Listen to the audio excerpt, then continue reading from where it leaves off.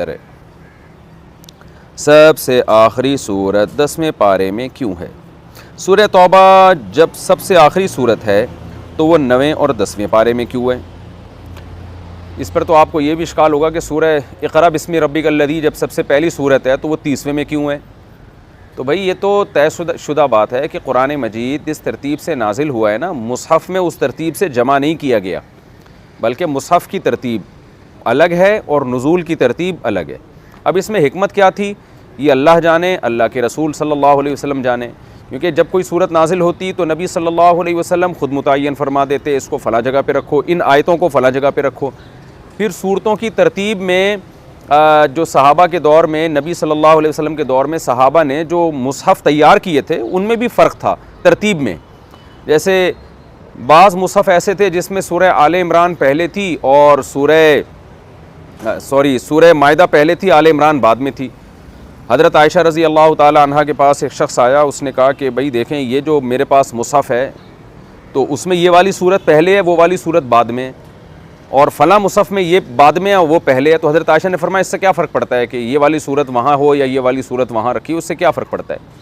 تو اسلاف کے دور میں، صحابہ کے دور میں، شروع میں، ابتدا میں، یعنی نبی صلی اللہ علیہ وسلم کے دنیا سے جانے کے بعد اس بات کا کوئی بہت زیادہ اہتمام نہیں کیا گیا کہ صورتیں خاص ترتیب کے ساتھ ہوں۔ تو بعد میں حضرت عثمان رضی اللہ تعالیٰ عنہ نے جو مصحف تیار کیا تاکہ لوگوں میں اختلاف پیدا نہ ہو، تو اس میں پھر ترتیب دے دیا آپ نے صورتوں کو، اس مصحف پہ پوری امت کا اجماع ہو گیا۔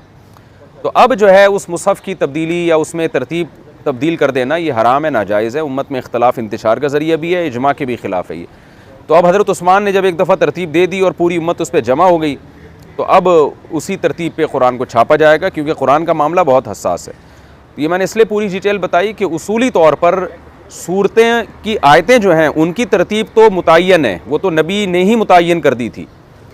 کہ یہ صورت کی یہ والی آیت کے بعد یہ والی آیت ہوگی، لیکن خود صورتوں کی ترتیب کہ یہ والی صورت مکمل پہلے ہوگی یہ بعد میں ہوگی، اس میں ابتداء اسلام میں اجازت تھی۔ حضرت عثمان نے پھر جب ایک مصحف کو مرتب کر دیا تو اب اس پر پوری امت کا اجماع ہو چکا ہے، اب اس میں تبدیلی جائز نہیں ہے۔ تو آپ کا سوال جو ہے اس کا خلاصہ جواب کا یہی ہے کہ اللہ کے رسول صلی اللہ علیہ وسلم کے دور میں جس طرح سے قرآن ترتیب سے نازل ہوا تو نبی صلی اللہ علیہ وسلم نے اسی ترتیب سے لکھنے کا حکم نہیں دیا، اس میں مصلحتیں تھیں، اس میں حکمتیں تھیں،